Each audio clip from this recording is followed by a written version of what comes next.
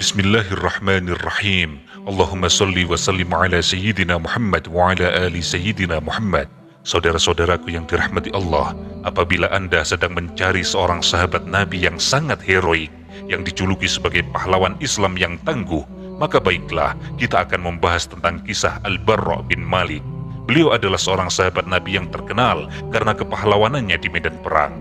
Meskipun kita tahu bahwa Islam memiliki banyak sekali pahlawan, bukan hanya Al-Barra bin Malik, namun setiap sahabat memiliki kisah dan ciri khas sendiri di dalam kepahlawanannya. Kita mengenal Usamah bin Zaid, yaitu seorang pahlawan muda Islam. Ia menaklukkan pasukan Persia di usia 18 tahun. Kita mengenal Khalid bin Walid, ia dijuluki pedang Allah karena beliau tidak pernah kalah dalam medan perang. Dan masih banyak lagi yang lainnya. Begitu juga dengan sahabat Al-Barra bin Malik. Beliau memiliki ciri khas kepahlawanan yang tidak kalah hebatnya dari sahabat-sahabat terkenal seperti Sayyidina Abu Bakar, Umar, Utsman, Sayyidina Ali, dan lain sebagainya. Sehingga sangat disayangkan apabila kita tidak mengetahui kisah Al-Barra bin Malik serta tidak menceritakannya kepada anak-anak kita dan keluarga kita. Saudara-saudaraku yang dirahmati Allah, Al-Barra bin Malik adalah sahabat yang memiliki perawakan kurus, tulang tubuhnya berbalur daging yang sangat tipis, rambutnya kusut. Sekalipun demikian, sahabat Nabi yang satu ini sangat handal dalam ilmu bela diri. Dia sangat pemberani dan tangguh. Ia pernah membunuh 100 orang musyrik sendirian di dalam sebuah duel 1 lawan 1. Dan jumlah ini belum termasuk orang-orang yang dihabisinya di medan perang. Umar bin Khattab menjuluki Al-Barra sebagai seorang yang pemberani, bernyali besar, dan bertekad baja. Pada suatu ketika, Umar bin Khattab menulis surat kepada seluruh gubernurnya di seluruh wilayah kekuasaan Umar. Surat itu berbunyi, "Janganlah kalian menyerahkan kepemimpinan pasukan kaum muslimin kepada Al-Barra bin Malik. Aku khawatir Al-Barra akan mencelakakan kaum muslimin karena keberaniannya." Bayangkan saja seperti apa kekuatan dan keberanian dari Al-Barra bin Malik sehingga seorang yang sekelas Umar bin Khattab mengakuinya dan mengkhawatirkan kaum muslimin akan berbahaya akibat kenekatan yang diambil oleh Al-Barra bin Malik. Saudara-saudaraku yang dirahmati Allah, Al-Barra bin Malik adalah saudara kandung dari Anas bin Malik. Keduanya adalah sahabat Nabi yang sama-sama dekat dengan Rasulullah SAW. Saudara-saudaraku yang dirahmati Allah, perjalanan keberanian dan kepahlawanan Al-Barra bin Malik dimulai setelah wafatnya Rasulullah SAW. Setelah Rasulullah wafat, banyak kabilah Arab yang mulai keluar meninggalkan agama Allah. Mereka meninggalkan Islam dan memilih menjadi murtad. Padahal ketika Nabi masih hidup, mereka masuk Islam secara berbondong-bondong. Sedangkan orang Mekah, Madinah, Taif, dan beberapa kabilah Arab yang tersebar masih tetap teguh di atas Islam, di atas iman. Mereka adalah orang-orang yang Allah teguhkan hatinya di atas Islam. Setelah Abu Bakar dibaiat menggantikan Rasulullah, beliau langsung memerangi orang-orang murtad, terutama memerangi nabi palsu, yaitu Musailamah. Pada awalnya, Musailamah sudah masuk Islam.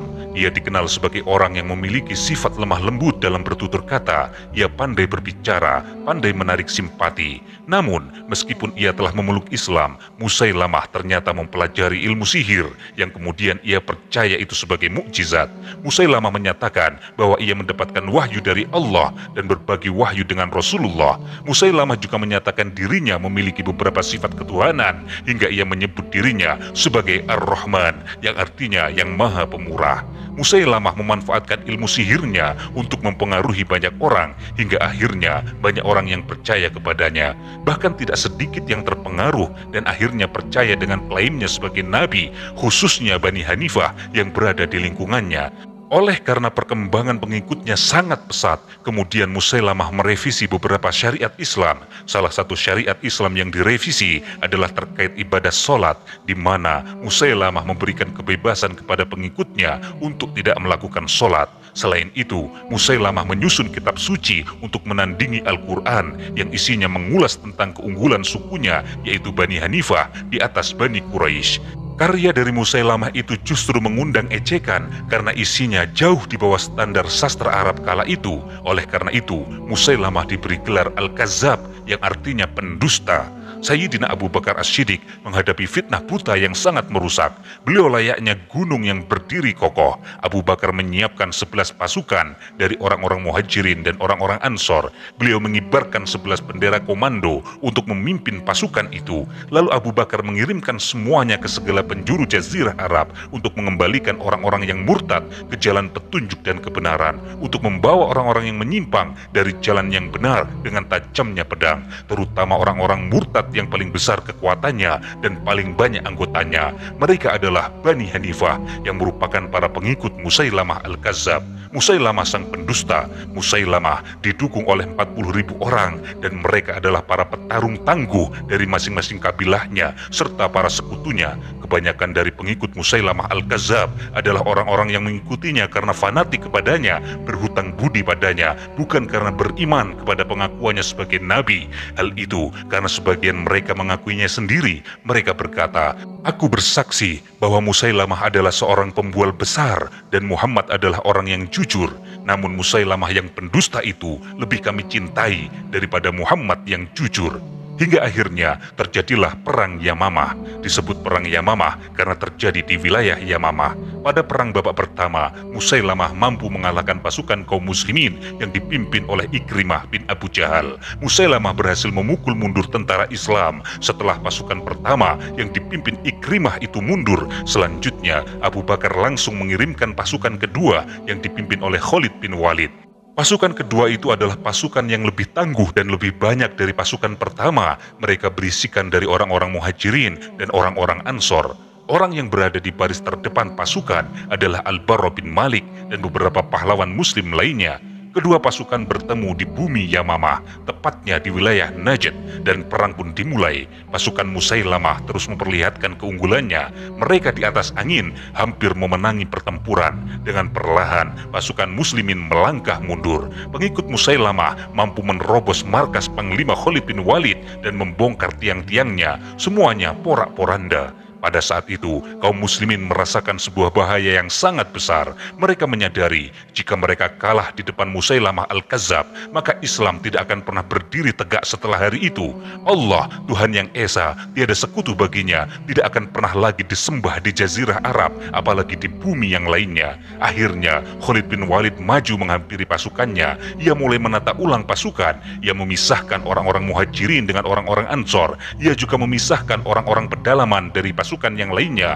Khalid mengumpulkan anak dengan bapaknya di bawah satu panji pasukan supaya masing-masing dari mereka menunjukkan kepahlawanannya di medan perang. Dengan hal itu akan diketahui di mana titik kelemahan kaum muslimin. Perang kembali berkecamuk, jumlah korban yang berjatuhan semakin banyak. Kaum muslimin belum pernah mengenal perang sedahsyat itu di dalam sejarah mereka sebelumnya. Pasukan Musailamah berperang dengan sangat kuat, layaknya batu karang yang tegak menjulang. Mereka tidak tergoyahkan, mereka tidak peduli dengan banyaknya jumlah korban yang berjatuhan. Mulai dari sinilah kaum muslimin memperlihatkan kepahlawanan mereka yang sangat mengagumkan. Seandainya saja perang Yamamah ini disusun dalam sebuah buku kisah, maka akan menjadi sebuah kisah kepahlawanan yang sangat mencengangkan. Pahlawan pertama adalah Thabit bin Qais. Beliau adalah pembawa panji orang-orang Ansor. Thabit bin Qais mengambil kain kafannya, lalu membuat galian di tanah sedalam setengah betis. Kemudian setelah itu Thabit bin Qais masuk ke dalam lubang itu. Ia berdiri teguh di tempatnya, menjadi benteng bagi kaum muslimin yang lainnya. Ia berperang membela panji kaumnya sampai ia tersungkur meninggal sebagai syahid. Kemudian pahlawan yang kedua adalah Zaid bin Al-Khattab, yaitu saudara Umar bin Khattab. Ia memperlihatkan kegigihannya. Ia berteriak kepada pasukan kaum muslimin, "Wahai pasukan Islam, gigitlah gigi geraham kalian, tebaslah musuh kalian, dan majulah tanpa takut. Wahai tentara Allah, demi Allah, aku tidak akan berbicara lagi setelah kalimatku ini untuk selama-lamanya, sampai Musailamah dikalahkan, atau aku mati bertemu Allah." Kemudian Zaid maju berperang melawan musuh sampai beliau pun gugur sebagai syahid. Pahlawan yang ketiga adalah Salim. Dia adalah mantan hamba sahaya Abu Huzaifah. Ia merupakan pembawa panji orang-orang Muhajirin. Pada awalnya, orang Muhajirin khawatir Salim akan goyah sehingga tidak kuat memegang panji. Maka mereka berkata kepadanya, "Kami takut diserang melalui dirimu, wahai Salim." Maka Salim menjawab, "Jika kalian sampai kalah karena aku, maka aku adalah seburuk-buruknya penghafal Al-Quran." Kemudian Salim maju dengan gagah berani sampai ia gugur sebagai syahid. Akhirnya, puncak kepahlawanan mereka semua ada pada Barra' bin Malik. Khalid bin Walid melihat bahwa peperangan semakin sengit dan sudah mencapai puncaknya. Maka pada saat itu, Khalid menoleh kepada Al-Barra' bin Malik. Ia berkata, "Majulah engkau, wahai pemuda Ansor." Mendapatkan kesempatan itu, Al-Barra' bin Malik menatap tajam kaumnya. Ia berkata dengan perkataan indah yang memompa semangat kaum muslimin, "Wahai orang-orang Ansor, wahai kaum muslimin, jangan ada salah seorang dari kalian yang berpikir untuk pulang ke Madinah. Tidak ada Madinah bagi kalian setelah hari ini. Yang ada hanyalah Allah, lalu surga. Allahu Akbar." Kemudian Al-Barra' bin Malik maju ke depan. Ia menyerang orang-orang musyrik. Ia laksana mendapatkan energi baru. Kaumnya mengikutinya dari belakang. Al-Barra' bin Malik menerjang musuh dengan beringas. Ia membelah barisan musuh. Pedangnya berayun ke kanan dan ke kiri, menebas leher-leher musuh Allah. Ia sangat waspada pada gerakan musuh yang tidak terduga. Pasukan musyrikin berjatuhan di tangannya. Bumi Yamamah yang dipuja oleh Musailamah dan pasukannya kemudian bergoncang. Darah mengalir dari tiap sudut pasukan. Pasukan kafir kaget melihat pergerakan pasukan muslimin di bawah pimpinan pasukan Al-Barra'. Mereka mundur, mereka masuk dan berlindung ke dalam benteng. Benteng itu kemudian dikenal di dalam sejarah dengan nama Taman Kematian, karena banyaknya korban yang terbunuh di dalamnya. Taman Kematian adalah sebuah kebun yang sangat luas yang dikelilingi oleh tembok-tembok tinggi yang kokoh yang dijadikan sebagai benteng pertahanan terakhir oleh Musailamah Al-Kazzab dan pasukannya. Taman Kematian sangat luas, dindingnya sangat tinggi. Musailamah beserta ribuan pasukannya masuk. Mereka mengunci pintu benteng dari dalam untuk bertahan. Setelah bersembunyi di balik benteng, pasukan Musailamah menghujani kaum muslimin dengan anak panah dari dalam benteng. Maka anak panah turun kepada kaum muslimin seperti hujan deras yang turun dari langit. Kaum muslimin mulai kewalahan menghadapi serangan yang beruntun itu. Pada saat itulah pahlawan kaum muslimin, yaitu Al-Barra' bin Malik, melangkah ke depan pasukannya dan berkata, "Wahai kaum muslimin, angkat tubuhku dengan galah dan lindungi dengan perisai dari panah-panah musuh. Lalu lemparkan aku ke dalam benteng musuh. Biarkan aku syahid untuk membukakan pintu agar kalian bisa menerobos masuk. Jika aku tidak mati, maka aku akan bukakan gerbangnya untuk kalian." Pasukan muslimin paham pada instruksi itu. Al-Barra' siap menjadi martir bagi pasukan kaum muslimin. Dalam sekejap, Al-Barra' sudah duduk di sebuah tameng. Badannya memang kurus dan kerempeng, namun nyalinya lebih besar dari gunung Uhud. Dalam beberapa detik, puluhan tombak mengangkat tameng yang berisi Al-Barra' dan melemparnya ke dalam benteng kematian. Tameng itu terlempar melewati pagar benteng dan jatuh di antara ribuan tentara Musailamah. Kemudian Al-Barra' turun dari tameng itu. Ia berkelahi melawan pasukan Musailamah. Sabetan senjata Al-Barra' layaknya sebuah halilintar. Ia bergerak melawan orang-orang kafir itu sendirian. Al-Barra' terus menerjang. Ia maju mendekati gerbang benteng Musailamah. Saat sudah dekat dengan pintu gerbang benteng, Al-Barra' menebaskan pedangnya. Ia berhasil membuka pengunci pintu gerbang itu. Meskipun untuk membuka pintu gerbang itu, Al-Barra' harus melawan puluhan orang sendirian, dan pada akhirnya dia harus menerima 80 lebih luka di tubuhnya. Luka itu berupa tusukan anak panah atau tebasan pedang. Setelah gerbang benteng terbuka, kaum muslimin berhamburan masuk ke dalam benteng kematian. Pasukan kaum muslimin menebaskan pedang-pedang mereka ke leher orang-orang yang murtad dan membunuh sekitar 20.000 orang dari mereka. Kaum muslimin mencari Musailamah. Ia bersembunyi di sebuah ruangan benteng. Akhirnya Musailamah ditemukan dan berhasil dikirim ke neraka. Musailamah mati mengenaskan. Musailamah Al-Kazzab tewas di tangan Wahsy bin Harb, yaitu mantan budak milik Hindun. Wahsy adalah orang yang ketika kafir ia membunuh Sayyidina Hamzah, paman Nabi Muhammad SAW, pada saat terjadinya perang Uhud. Namun kemudian Wahsy masuk Islam dan menjadi kesatria muslim yang ahli dalam memainkan senjata tombak. Setelah perang Yamamah usai, Al-Barra' dibawa ke tenda untuk diobati. Sementara itu, Khalid bin Walid menyempatkan diri untuk tinggal selama 1 bulan di Yamamah dalam rangka mengobati luka-luka Al-Barra' sampai Allah memberinya kesembuhan dan menetapkan kemenangan bagi kaum muslimin melalui kedua tangannya. Meskipun sudah memenangkan perang melawan Musailamah, Al-Barra' terus mencari syahid. Ia merindukan mati syahid. Al-Barra' terus mengikuti perang demi perang. Dia sangat ingin mewujudkan impian besarnya, yakni kerinduan untuk bertemu dengan Rasulullah SAW. Hingga tibalah saat penaklukan kota Tustar di negeri Persia. Penduduk kota Ahwas dan kota Persia telah berhimpun dalam suatu pasukan besar yang hendak menyerang kaum muslimin. Amirul Mukminin Umar bin Khattab menuliskan surat kepada Sa'ad bin Abi Waqqas di Kufah agar mengirimkan pasukan tentara ke Ahwas. Selain itu, Khalifah Umar bin Khattab menulis surat kepada Abu Musa al-Ash'ari di Basrah agar ia mengirimkan pasukan ke Ahwas sambil berpesan dalam surat itu, angkatlah Suhail bin Adi sebagai komandan pasukan dan hendaklah ia didampingi oleh Al-Barra bin Malik. Dan bertemulah pasukan yang datang dari Kufah dengan pasukan yang datang dari Basrah untuk menghadapi tentara Persia di suatu pertempuran yang seru dan seram. Di kalangan tentara Islam terdapat dua orang kakak beradik, yaitu Anas bin Malik dan Al-Barra bin Malik.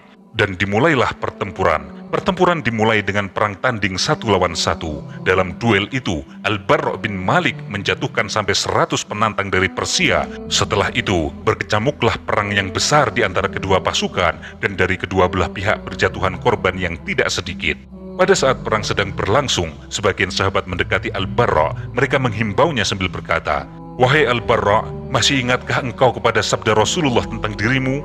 Berapa banyak orang yang berambut kusut dan berdebu dan hanya punya 2 pakaian lapuk hingga ia tidak diperhatikan oleh orang sama sekali. Padahal seandainya ia memohonkan kutukan kepada Allah bagi mereka, pasti permohonan itu akan dikabulkan Allah. Dan di antara orang-orang itu adalah Al-Barra bin Malik. Wahai Al-Barra, bersumpahlah kamu kepada Allah agar Allah mengalahkan musuh kita dan menolong kita." Maka setelah itu, Al-Barra mengangkat kedua tangannya ke langit. Dengan berendah diri ia berdoa, "Ya Allah, kalahkan mereka. Ya Allah, tolonglah kami atas mereka. Ya Allah, pertemukanlah aku hari ini dengan nabimu." Masya Allah, Al-Barra tidak mendoakan keselamatan bagi dirinya sendiri. Ia malah berdoa agar ia menjadi syahid dan dipertemukan dengan Rasulullah. Ini adalah sebuah kerinduan yang luar biasa, sebuah cinta yang sangat indah.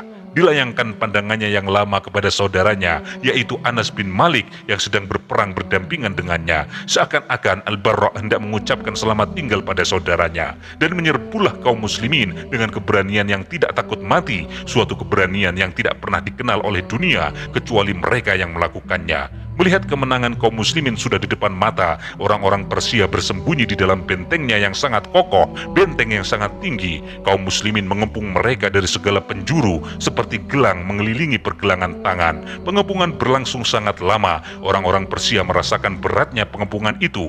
Dalam keadaan demikian, pasukan Persia menggunakan berbagai cara untuk menaklukkan kaum muslimin. Mereka menggunakan pengait-pengait yang diikatnya ke ujung rantai besi yang dipanaskan. Rantai itu mereka lemparkan kepada kaum muslimin sehingga sebagian dari mereka tersambar pengait panas itu. Banyak pasukan Islam yang tersambar pengait milik kaum Persia. Di antara yang terjepit pada senjata pengait itu adalah Anas bin Malik, saudara Al-Barra bin Malik. Selama beberapa saat, Anas tidak mampu melepaskan diri dari besi panas yang mengaitnya.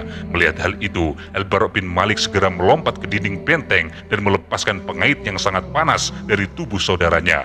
Tangan Al-Barra bin Malik melepuh karena terbakar, karena memang pengait yang panas membara. Namun Al-Barra tidak mempedulikannya. Yang terpenting baginya adalah keselamatan saudaranya. Akhirnya, ia berhasil menyelamatkan nyawa Anas bin Malik, kakak kandungnya, walaupun kedua telapak tangannya terlepas dari tulang. Daging pada kedua lengannya meleleh seperti daging di presto dan hanya tertinggal kerangkanya saja. Sungguh sebuah pengorbanan yang indah dan luar biasa.